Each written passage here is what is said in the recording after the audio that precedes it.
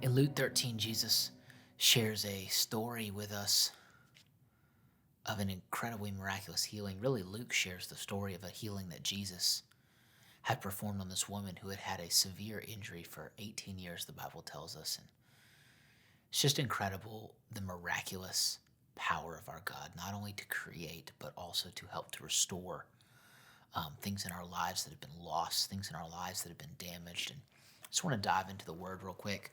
Luke 13, verse 10. On a Sabbath, Jesus was teaching in one of the synagogues. Okay, so it's church day. It's the day of rest. It's a sacred day. The Pharisees took that very legalistically, if we've seen throughout many of our different videos. They took it to the extreme. You couldn't even move a muscle or you were sinning.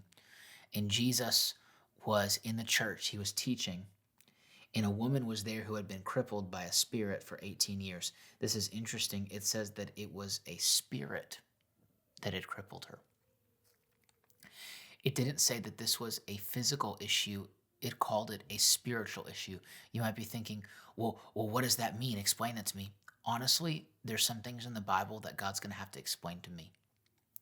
I don't know what about this issue made it spiritual as opposed to other issues that people have with their body that are physical, but there was something spiritual that was taking place that showed itself physically. She was bent over and could not straighten up at all. Something about her body was not operating properly, but it was a spirit that was crippling her. When Jesus saw her, verse 12, he called her forward and he said to her, "Woman, you are set free from your infirmity." Woman, not be healed, not be whole. He said, "You're free." As if she was in some type of bondage, as if she was incapable of being all that she could be until she was loosed from these chains. It was an interesting choice of terms. I can't wait one day to have a conversation with the Lord about all that took place in this moment. But it says you're free from your infirmity. You've been set free. I believe it's in Galatians. The scripture tells us that we've been set free for freedom's sake. Christ has set us free. We've all been set free. We all have had seasons of our lives where we were oppressed, where we were put down by the enemy. It may have shown itself physically, it may have shown itself emotionally, it may have just been spiritually, but we've all dealt with different seasons where we haven't been free in our life. And God wants us to walk in the fullness of freedom.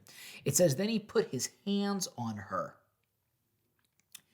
And immediately she straightened up and praised God. I find this so fascinating that Jesus touched her, something that you see throughout the scripture, the power of the laying on of hands.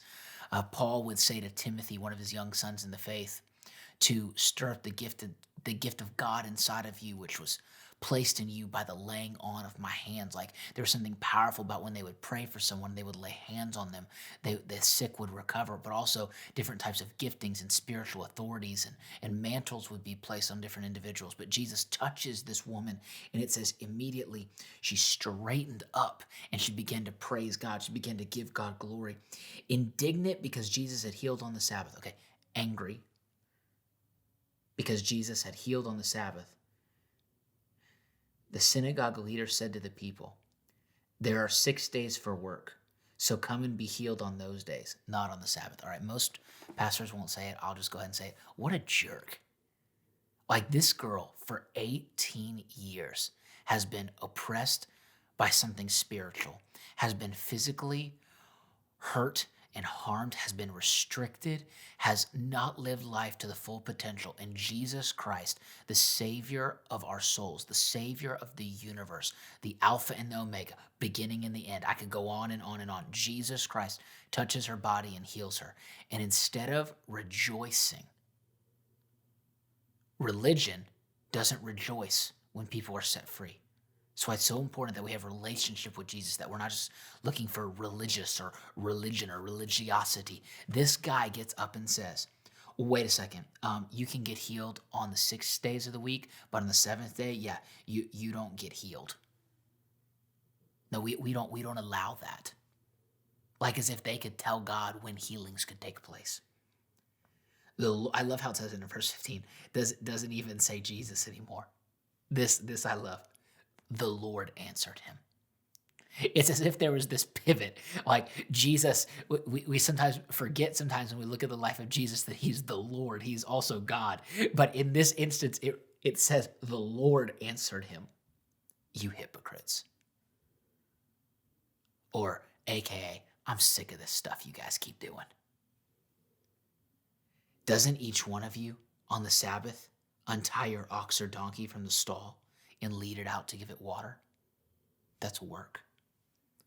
Then should not this woman, a daughter of Abraham, okay, he calls her a daughter of Abraham. He talks about how she's in covenant relationship with God. It's significant that he uses this phraseology. She is a child of God. She's someone who loves God, someone who falls underneath God's covering, whom Satan has kept bound for 18 years. The Lord goes out of his way to say that Satan has bound this woman and had her in captivity for 18 years. She can't be set free just because it's the Sabbath day? Like, are you kidding me? Jesus is laying the smack down. I love how it says it in verse 17.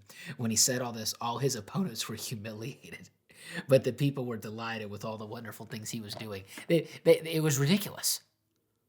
It was utterly ridiculous.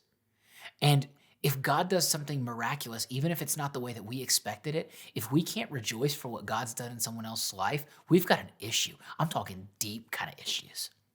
I want to be able to celebrate when God moves and God does a miracle in the life of someone else, because that shouldn't discourage my faith. That should strengthen my faith. That God loves me, God loves you, God loves all of us, and God is not limited by time. God is able to operate outside of time. God is not bound by what binds us. God is able to operate. He who is able to do exceedingly abundantly above more than we could ever ask or imagine. Just because I can't think it or fathom it doesn't mean that God can't do it, because there's nothing that's too big for our God. Be blessed today.